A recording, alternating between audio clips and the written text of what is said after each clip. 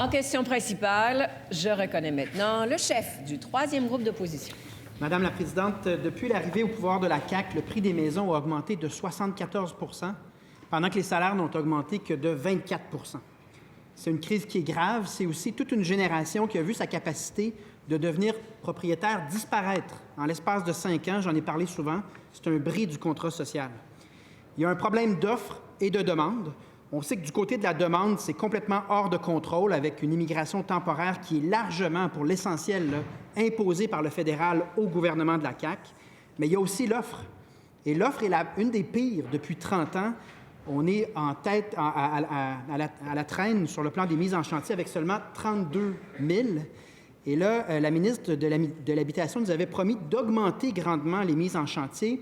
Une donnée vient de sortir aujourd'hui. On est devant une augmentation de 11 Ça nous place autour de 35 000. Mais tout ça dans un contexte où, grosso modo, on va à nouveau accueillir environ 200 000, peut-être plus, nouvelles personnes sur le territoire l'an prochain. Donc, en clair, la crise va continuer de s'aggraver sur le plan du logement. Le Parti québécois a fait plusieurs propositions pour augmenter l'offre en fin de semaine lors de notre Conseil national. Donc, je tends la main au premier ministre. Est-ce qu'il est d'accord pour étudier la possibilité de vendre ou convertir une partie des bâtiments gouvernementaux sous-utilisés pour construire des logements neufs? Est-ce qu'il est prêt à considérer cela? La réponse du premier ministre. Oui, Madame la Présidente, je suis d'accord avec le chef du Parti québécois. Le problème de logement est créé par un problème du côté de l'offre, il en manque, puis un problème du côté de la demande, il y en a beaucoup trop. Maintenant, du côté de l'offre, on a investi 6,3 milliards. Il manque de travailleurs de la construction, donc on a lancé des formations accélérées. Maintenant, pour ce qui est des bureaux du gouvernement, la présidente du Conseil du Trésor est en train de faire une revue avec le télétravail. On pense être capable de réduire de 30 les espaces de bureaux. Puis oui, on regarde déjà la possibilité de convertir certains de ces bureaux en logements. Maintenant, pour ce qui est de la demande, bien, il y a deux approches.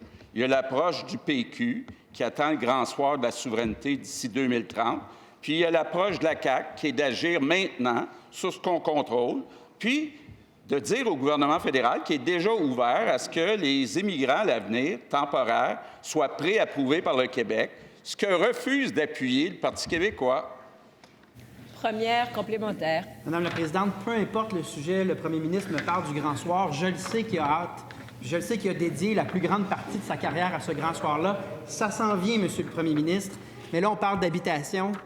À nouveau, je vous demande, est-ce qu'on peut avoir votre collaboration, pas juste sur les bâtiments gouvernementaux, tant mieux s'il y a une ouverture. Il y a les bâtiments patrimoniaux, où pour une église, par exemple, c'est très compliqué parce qu'il y a toutes sortes d'autorisations de plein de ministères. Est-ce qu'on peut travailler ensemble, par exemple, à simplifier le processus pour des bâtiments qui sont vides? Je vous rappelle qu'on s'adresse à la présidente. La réponse du premier ministre. Je ne sais pas si le chef du PQ manque de questions, mais j'ai déjà répondu oui à sa première question. Mais je veux revenir sur la demande. Le gouvernement de la CAQ a été le premier gouvernement à exiger le français pour les immigrants permanents qui sont choisis par Québec. Jamais un gouvernement du PQ a fait ça. On a mis aussi des exigences de connaissance du français pour les étudiants étrangers. Jamais le gouvernement du PQ a fait ça. On est en train de regarder pour le PTET, donc le programme temporaire qui est contrôlé par le gouvernement du Québec. Le gouvernement fédéral nous dit qu'il est ouvert à préapprouver les travailleurs temporaires par le gouvernement du Québec. Donc, nous, on agit, on n'attend pas le grand soir. Deuxième complémentaire. Écoutez, Madame la Présidente, on en parle tellement souvent du Grand Soir. C'est parce que nous, on aimerait être propriétaire au Québec. Le premier ministre, lui, il veut être locataire dans le Canada. C'est son choix. Mais dans l'intervalle, son bilan en immigration temporaire, c'est qu'on sera passé sous la gouvernance de la CAQ à environ 100 000 immigrants temporaires à maintenant 560 000. Puis ça continue. Donc, c'est ça son bilan, qu'il continue à être locataire dans le Canada. Nous, c'est pas ça qu'on prend. Monsieur le premier ministre. Mais Madame la Présidente, on est tous les deux d'accord pour dire qu'il y a beaucoup trop de travailleurs temporaires, en grande partie à cause du gouvernement fédéral. Maintenant, il y a deux approches.